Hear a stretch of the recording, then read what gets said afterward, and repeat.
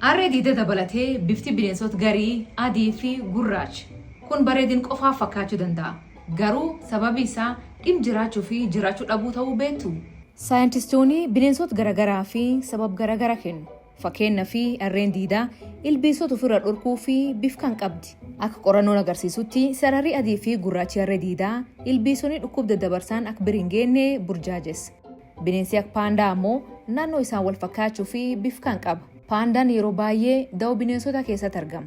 Kanaaf waan bifi isaanii namni yaadu. Garuu bakki isaan itti argaman bosona cabbaa lixa Chaayinaa.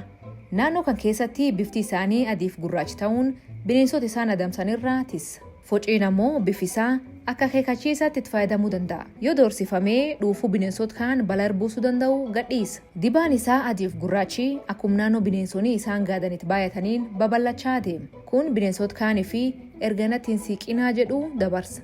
Bineensi leemma jedhan kun ammoo sarara adii fi gurraacha eegerra qaba.